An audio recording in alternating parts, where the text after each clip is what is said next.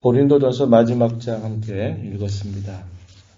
서신의 마지막 부분에서는 결론적으로 꼭 필요한 말들을 하고 이제 인사말을 건너고 또 마무리를 하는 보편적인 특징이 있는데요.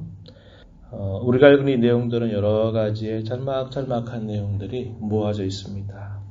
연보, 오늘날 말하면 헌금에 대한 가르침, 그것이 표현되어 있고, 사도가 이 고린도 교회를 방문해서 일정 기간 동안 함께 머물기를 바라는 그의 마음이 표현되기도 합니다.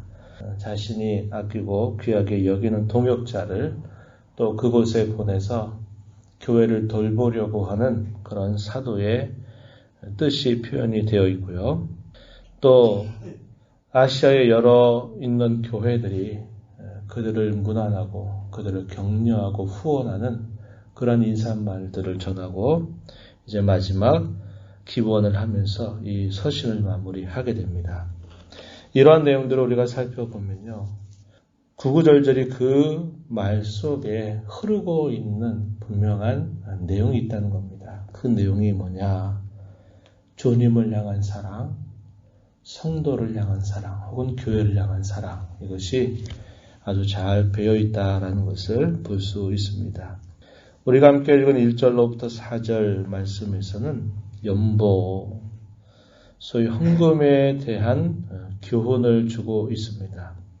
당시의 여러 교회들, 예루살렘에 있는 교회뿐만 아니라 또 로마 제국에 주의 복음이 전파되면서 세워지는 여러 교회들은 주로 사도들이 순회하면서 복음을 전하면서 또 그의 동역자들이 함께하면서 고난과 박해 가운데서 세워진 교회들입니다. 그래서 이 교인들 간에는 사실상 서로 알고 지내는 안면이나 이런 것이 별로 없어요. 그렇지만 복음을 전하는 사도들은 곳곳에 있는 지역마다 역시 교회가 세워져도 그 교회 모두가 다 주님의 교회고 또 같은 시대를 살아가는 하나님의 백성이라고 하는 그런 분명한 생각들이 있다는 겁니다. 그래서 항상 사도와 복음을 전하는 사람들은 교회와 교회가 별개로 존재하는 게 아니라 교회와 교회는 각 지역에 비록 흩어져 있지만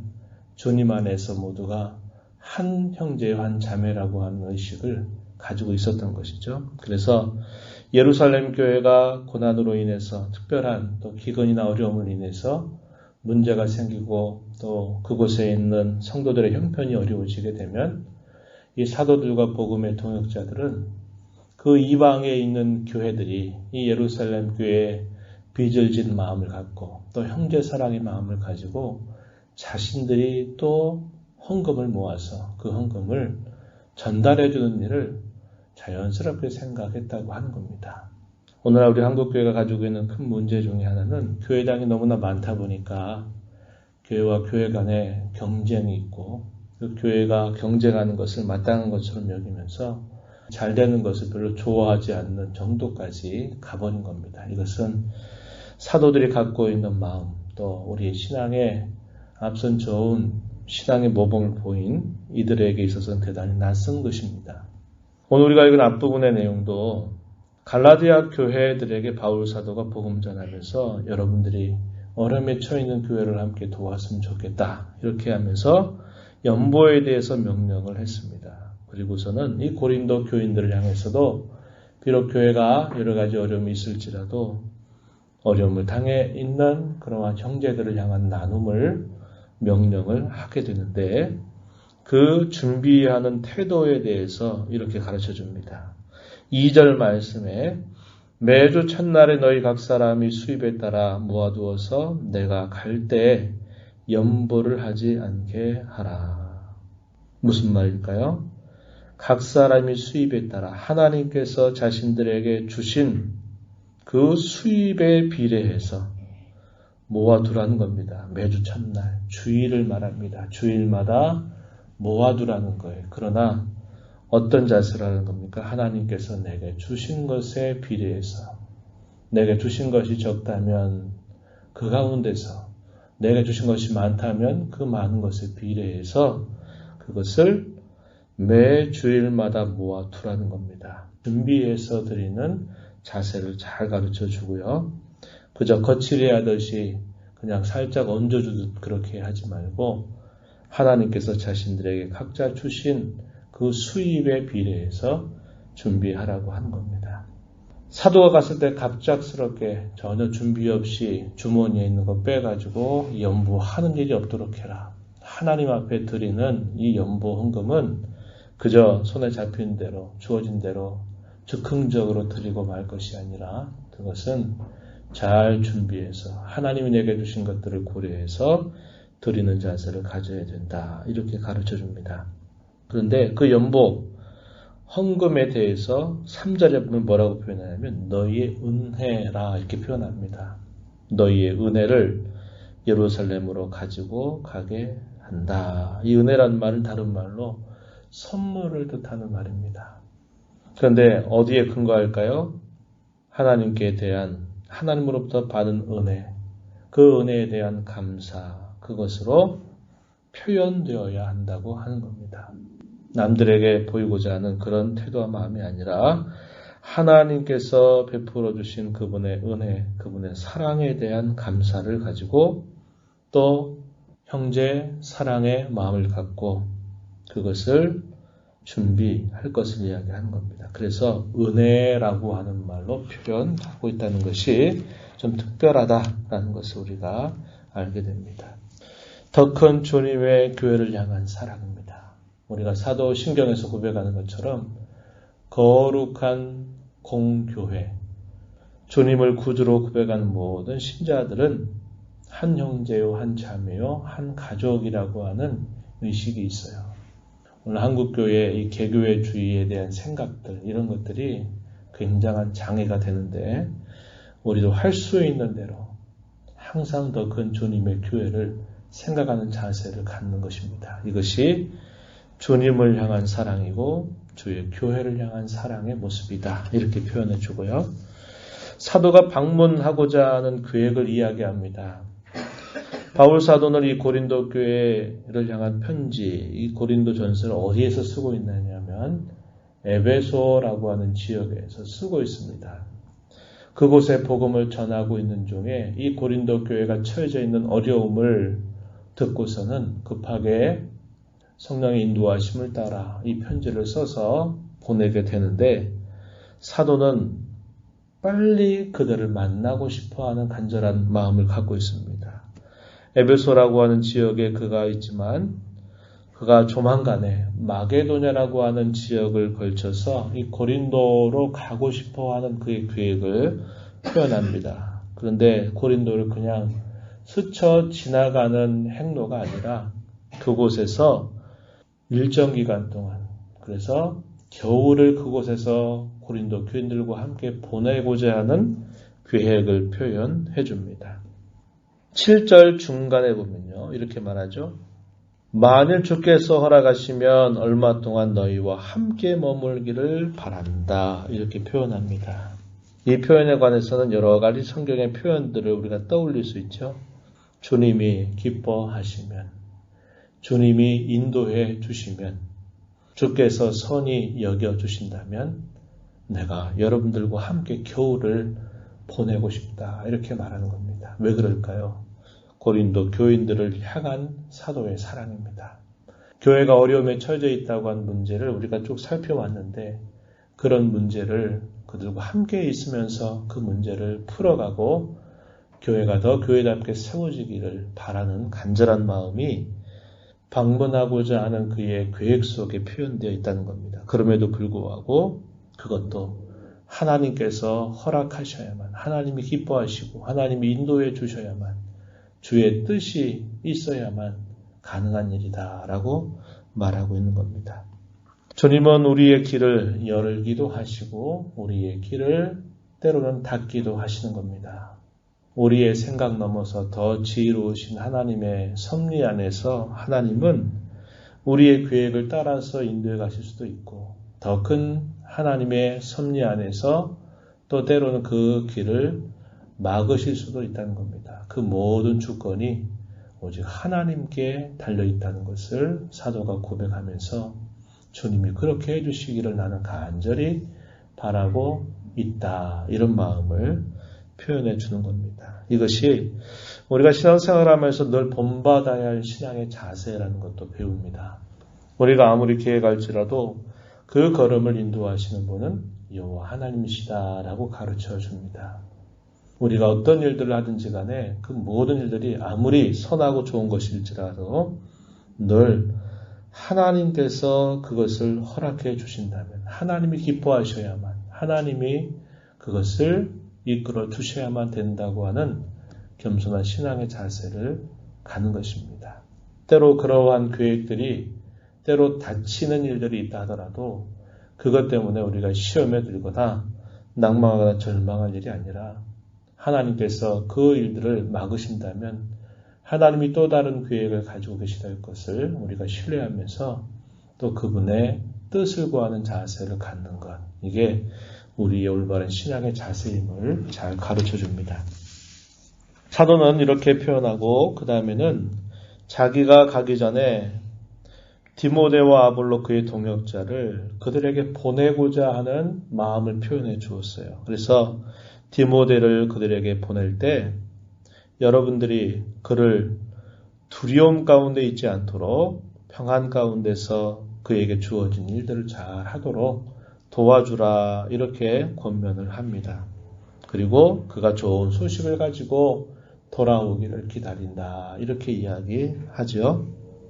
아볼로라고 하는 인물에 대해서도 사도가 여러 차례 권면했다고 이야기합니다. 그러나 우리가 앞에서 읽었던 말씀을 따라보면 고린도 교회가 이 분열과 다툼과 시기의 문제가 일어날 때 이 고린도 교인들 가운데는 아볼로를 따르는 사람들이 있었다는 겁니다. 어떤 사람은 베드로를 중심으로, 어떤 사람은 아볼로를 중심으로, 어떤 사람은 바울을 중심으로 이렇게 유유상종하는 이런 모습들이 결국 분열을 만들고 있었기 때문에 아볼로에 대해서 사도가 이 고린도 교인들 향해서 보내도록 여러 번 권면을 했지만은 아볼로는 생각했어요. 뭘 생각했느냐? 내가 지금 나도 가고 싶은 마음이 간절하지만 내가 지금은 고린도 교회에 가는 것이 유익이 되지 못하겠다. 오히려 또 부추겨서 다른 사람들이 또 이렇게 분열하고 또 서로 분쟁하는 일들이 생길까 하는 염려를 하게 되니까 내가 지금은 가는 것이 적절하지 않겠습니다. 라고 말하면서 사도의 권면을 뒤로 유보하는 자세를 가졌습니다. 12절 말씀 한번 보세요. 형제 아볼로에 대하여는 그에게 형제들과 함께 너희에게 가라고 내가 많이 권하였으되 지금은 갈 뜻이 전혀 없다. 이렇게 말합니다. 왜 갈 뜻이 없을까요? 고린도 교회 형편을 생각한 겁니다. 자신이 감으로써 유익이 되어야 할 텐데 자신이 감으로써 또 자신을 따른다고 말하는 사람들이 또 선동하고 하면서 이게 오히려 문제가 해결되지 못하고 더 이 문제가 확대되지 않을까 하는 염려 때문에 아볼로는 지금은 갈 뜻이 없다. 그의 마음이 어떤 겁니까? 고린도 성도들을 사랑하는 그의 마음이 있는 겁니다. 그러나 차후에 기회가 있으면 다시 말해서 하나님께서 길을 열어주시면 차후에 하나님이 뜻이 있다면 가리라 이렇게 답변했다고 이야기하는 겁니다.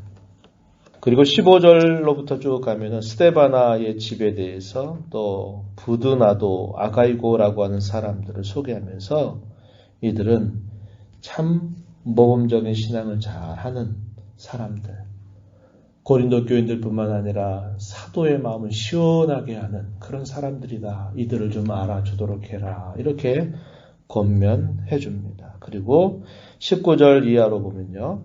뭐라고 말하느냐. 아시아에 있는 교회들이 또 아굴라와 브리스가 옛날에 이 지역에 살았던 인물들이죠.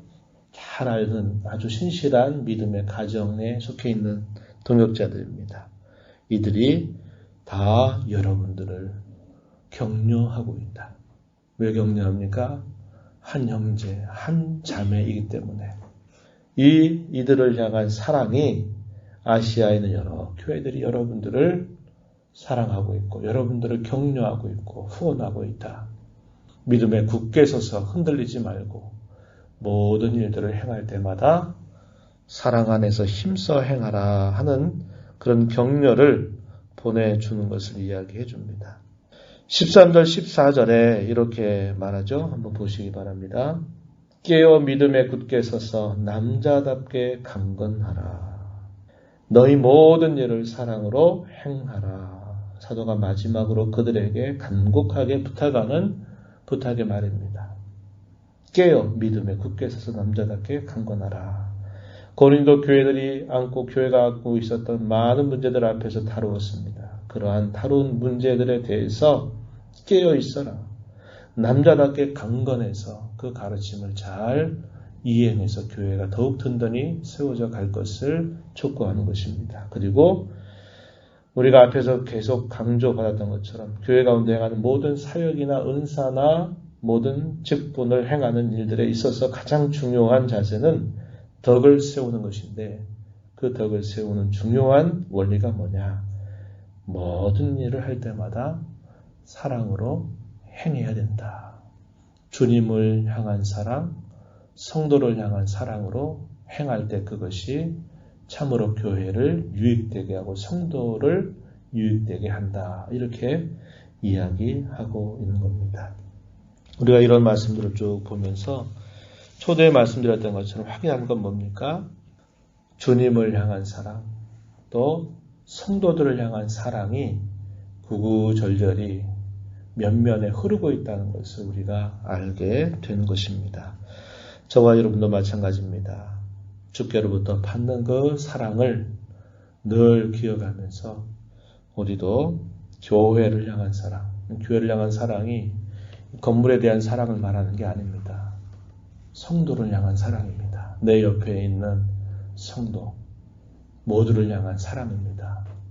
넉넉하고 여유로운 마음을 갖고 함께 믿음으로 세워져 가도록 함께 격려하고 후원하면서 또 연약해서 쓰러질 때는 함께 같이 가자고 손을 내밀고 그래서 하나를 이루어가는 그러한 사랑, 이것이 얼마나 중요한가 하는 것을 우리가 이 아침에 다시 한번 생각하면서 하나님, 주의 교회를 사랑하는 된 삶이 되게 해달라고 구체적인 말과 행실을 통해서 그러한 것이 열매로 맺어져서 주님의 교회가 든든히 서가는 일에 또 귀하게 도움을 주는 복된 삶이 되게 해달라고 간절하게 기도하는 시간이 되기를 바랍니다. 하나님 아버지 감사합니다. 이 새벽 시간에도 새날을 저희들에게 허락하셔서 입술을 열어 찬양하며 말씀을 읽고 귀를 열어 듣게 하시고 또 입술을 열어 하나님 앞에 기도하며 이 하루를 새롭게 시작하게 해주셔서 감사드립니다. 주님을 향한 사랑, 또 교회를 향한 사랑이 어떠한가 저희들이 여러 내용들을 통해서 함께 확인해 보았습니다. 주님이 저희들에게 날마다 베풀어 주시는 크고 귀한 그 사랑의 크기와 넓이와 깊이를 날마다 알아가는 저희가 되게 하시고 그 주님 사랑 때문에 낯설었던 사람들, 서로 장벽을 가지고 있었던 사람들이 그리스도의 십자가로 화평하게 하시고 하나가 되게 하시고 믿음 안의 형제와 자매로 삼아주시고 장차 영원한 나라를 상속받을 자들로 세워주시는 은혜를 감사하면서 우리 함께 속해 있는 성도들을 향한 사랑, 더 나아가선 모든 교회를 향한 사랑 늘 움터나고 또 실천되고 이루어져가는 저희들의 모습이 되도록 주장하여 주시옵소서. 은혜의 보좌 앞에 나오사 아버지의 은혜를 간절히 구하는 모든 심령들을 용납하시고 간구의 귀를 기울여 주시옵소서. 예수님 이름으로 간절히 기도하옵나이다. 아멘.